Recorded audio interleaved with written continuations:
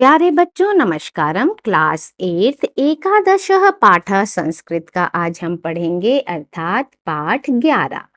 पाठ 11 है सावित्री बाई फुले। इनके बारे में हम पढ़ेंगे। शिक्षा हमारा अधिकार है, सभी को शिक्षा प्राप्त करने का पूरा पूरा अधिकार है। हमारे समाज में कई समुदाय इससे लंबे समय तक वंचित रहे हैं। उन्हें इस अधिकार को पाने के लिए लंबा संघर्ष करना पड़ा है और लड़कियों को तो और ज्यादा अवरोध झेलना पड़ता है, यानी उनको बहुत से लोग क्या करते हैं, नहीं पढ़ाते हैं। प्रस्तुत पाठ इस संघर्ष का नेतृत्व करने वाली प्रातः स्मरणीय एवं अनुकरणीय महिला शिरोमणि सावित्री बाई फुले के योगदान पर केंद्रित है। यानी कि इस पाठ में सावित्री बाई फुले के बारे में बताया गया है कि उन्होंने लड़की होकर किस तरह से शिक्षा प्राप्त की और आगे और लड़कियों को कैसे बढ़ाया। ठीक है, चलिए अब क्या है, उपरि निर्मितम चित्रम पश्यत। ऊपर जो बना हुआ चित्र है उसको अब आप देखिए। इदम चित्रम कस्याश्चित पाठशालायाः वर्तते। यह किसका चित्र है? यह चित्र किसी पाठशाला का है। इयम सामान्य पाठशाला नास्ति, और ये कोई एक सामान्य या साधारण पाठशाला नहीं है। इयम अस्ति महाराष्ट्रस्य प्रथमा कन्या पाठशाला। देखिए ये कौन सी पाठशाला है? यह है महाराष्ट्र की पहली कन्या पाठशाला, पहला गर्ल्स स्कूल। एका शिक्षिका गृहात पुस्तकानि आदाय चलती। एक जो शिक्षिका है, ये जो शिक्षिका है, टीचर हैं, ये क्या कर रही हैं? घर से पुस्तकें लेकर चलती हैं। मार्गे कश्चित तस्याः उपरि धूलिम कश्चित च प्रस्तर खंडान छिपति। तो मार्ग में क्या हो रहा है कि कोई उन पर, ये देखो, कोई धूल फेंक रहा है, कोई ये पत्थर फेंक रहा है। ठीक है, इस समाज के जो लोग हैं वो उन पर धूल फेंक रहे हैं, पत्थर फेंक रहे हैं कि वो पढ़ाने ना जाएं, कन्याओं को, लड़कियों को ना पढ़ाएं। और ये लड़की होकर खुद पढ़ गई हैं तो इसीलिए भी उनसे वो परेशान हैं कि ये कैसे पढ़ गई।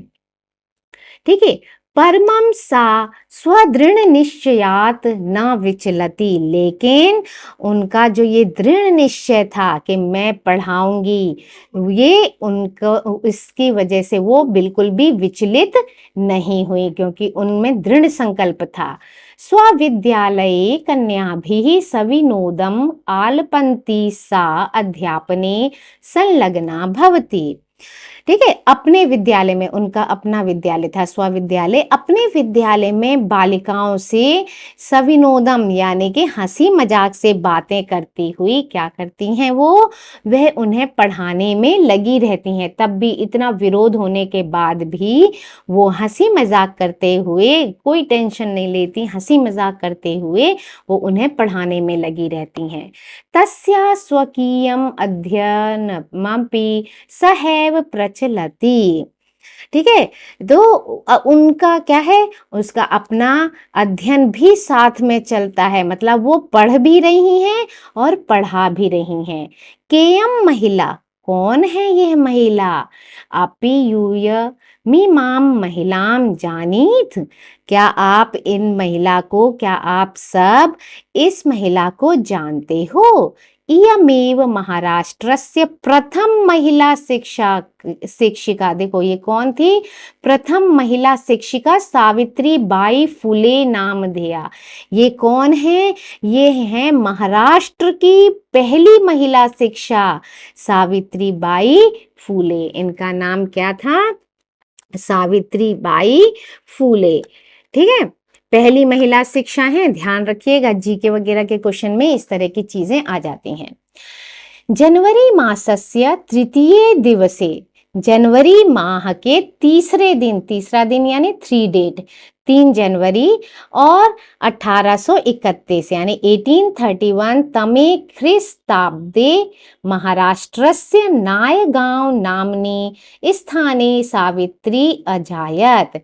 जनवरी माह की तीसरे दिन सन 1831 ईस्वी में महाराष्ट्र के नायगांव नामक स्थान पर सावित्री जी का जन्म हुआ था। ठीक है, तृतीय दिवसे यानी 3 जनवरी को इनका जन्मदिन है। 3 जनवरी 1831 को इनका जन्म नायगांव, महाराष्ट्र में एक नायगांव जगह है, वहां पर इनका जन्म हुआ। तस्याह माता लक्ष्मीबाई, उनकी माता का नाम क्या था? लक्ष्मीबाई। तो उनकी माता जी का नाम था लक्ष्मीबाई और पिता च खंडोजी इति अभिहितो, और पिता का नाम था खंडोजी। नववर्ष देशीया सा ज्योतिबा फूले महोदयेन परिणीता। जब वो 9 साल की थी, जब वो मात्र 9 साल की थी, तो 9 वर्ष वाली इस कन्या का विवाह किसके साथ हो गया? इनका विवाह हो गया ज्योतिबा फूले महोदय के साथ। क्या नाम था इनके पति का? ज्योतिबा फूले। 9 वर्ष की थी तभी इनका विवाह कर दिया गया, क्योंकि उस जमाने में बहुत छोटे में ही उम्र में शादी हो जाया करती थी। सोपि तदानीं 13 वर्ष कल्पः एव आसीत।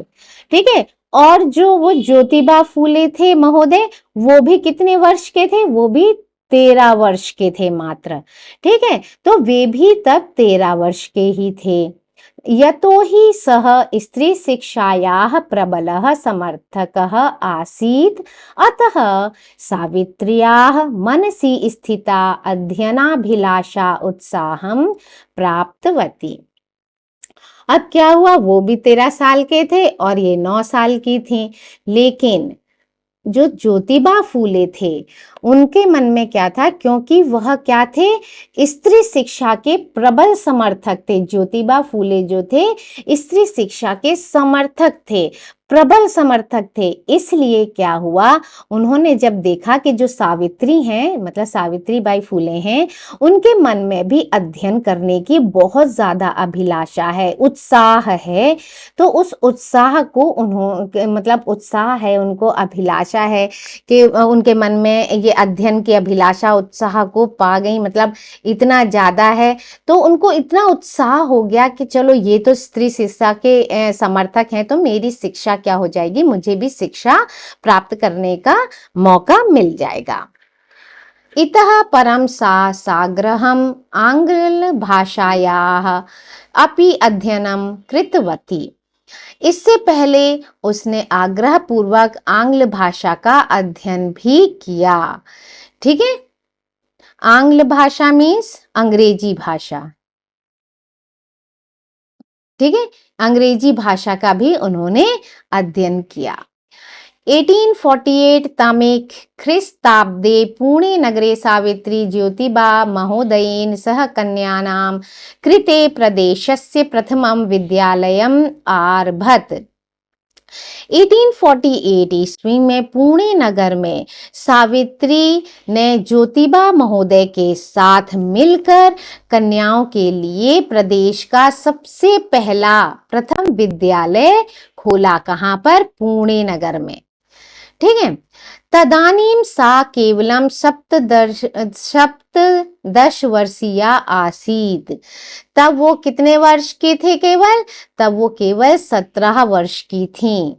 1851 तमे ख्रीस्ताब्दे अस्पृश्यत्वात् तिरस्कृतस्य समुदायस्य बालिकानां कृते पृथक्तया अपरः विद्यालय प्रारब्ध। और सन 1851 ईस्वी में जो अस्पृश्य माने जाते थे, छुआछूत वाले माने जाते थे, छुआछूत में तिरस्कृत समुदाय के लिए, समुदाय की बालिकाओं के लिए उन्होंने क्या किया? अलग से विद्यालय खोला, अलग से विद्यालय प्रारंभ किया। सामाजिक कुरीतीनाम सावित्री मुखरम विरोधम अकरोत। सामाजिक कुरीतियों का सावित्री बाई जी ने मुखर विरोध किया, बहुत ज्यादा विरोध किया। विधवा नाम शिरोमुंडनस्य निराकरणाय सा साक्षात नापितः मिलिता। जो विधवाएं होती थी उनके क्या किए जाते थे, उनके पति मरने के बाद उनके सिर मुंडा दिए जाते थे।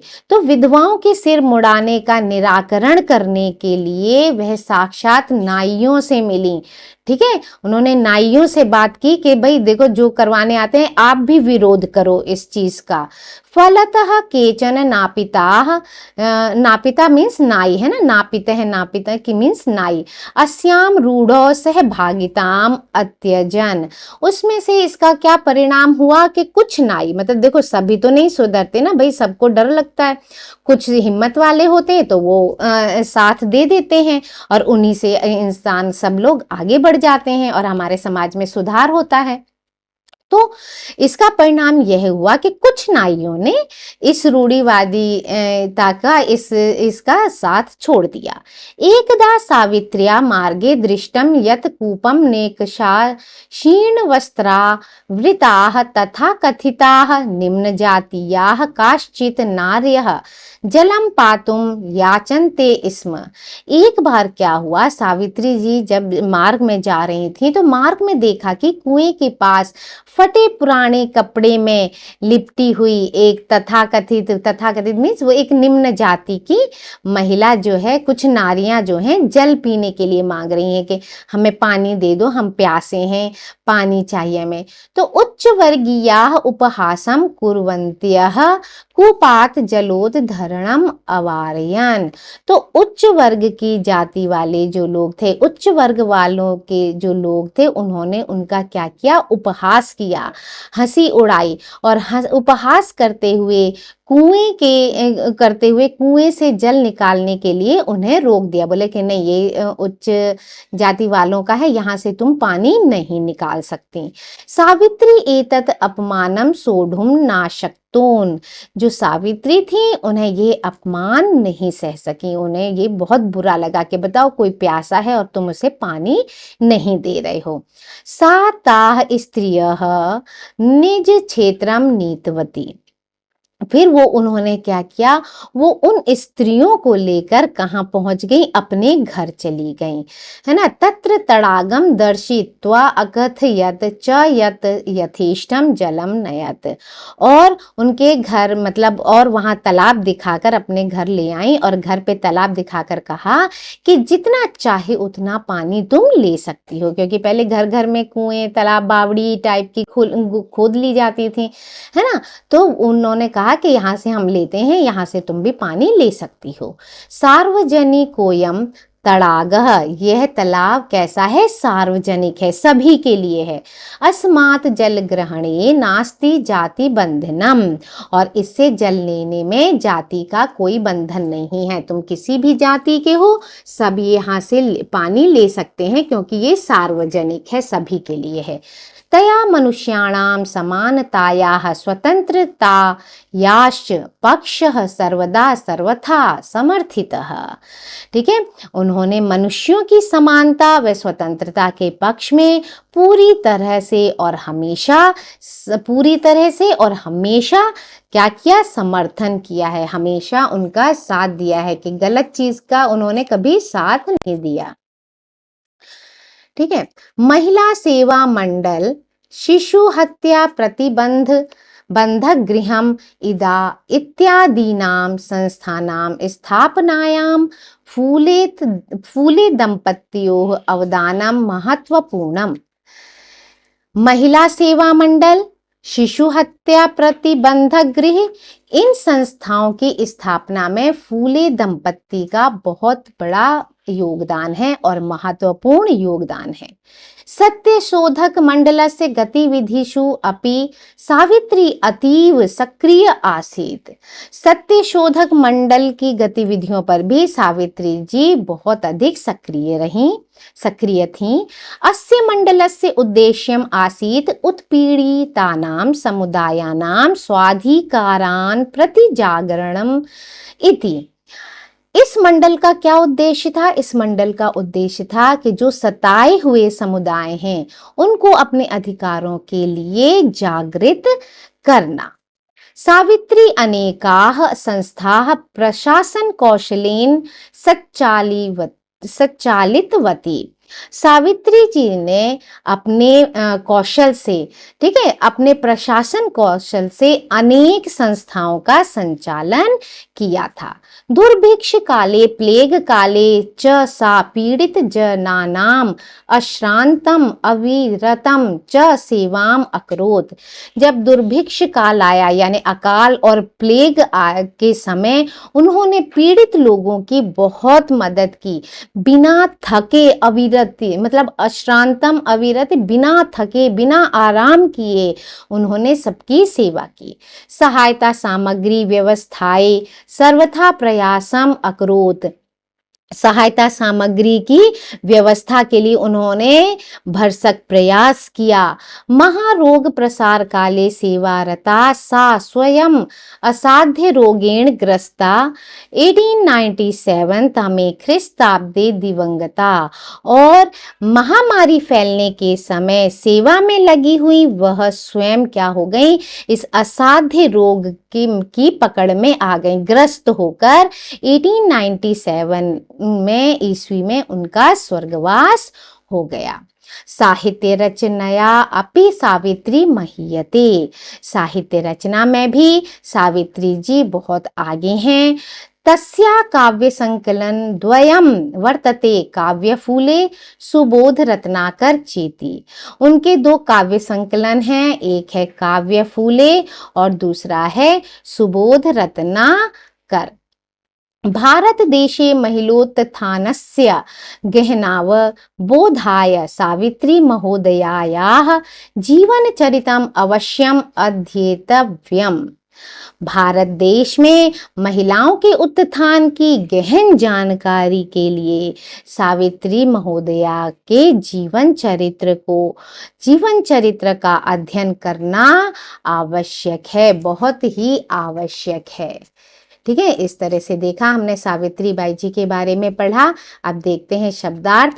आदाय लेकर, प्रस्तर खंडान पत्थर के टुकड़ों को, सविनोदम हंसी मजाक के साथ, आलपंती बात करती हुई, अजायत पैदा हुई, अभिहितो कहे गए हैं, परिणीता ब्याही गई, अस्पृश्यतया छुआछूत के कारण, प्रारब्ध आरंभ किया, निराकरणाय दूर करने के लिए, रूढ़ो रूढ़ी में रिवाज में, क्षीण वस्त्रावृता फटे पुराने चिथड़े वस्त्रों को धारण करती हुई, पातुम पीने के लिए, सोढ़ुम सहने में, उत्पीड़िता नाम सताए हुओं का आश्रांत बिना थके हुए, महीयते बढ़ चढ़ कर है, गहनाव बोधाय गहन धन अवबोधाय यानी गहराई से समझने के लिए। इस वीडियो में इतना ही, तब तक के लिए thank you. Like share and subscribe my channel.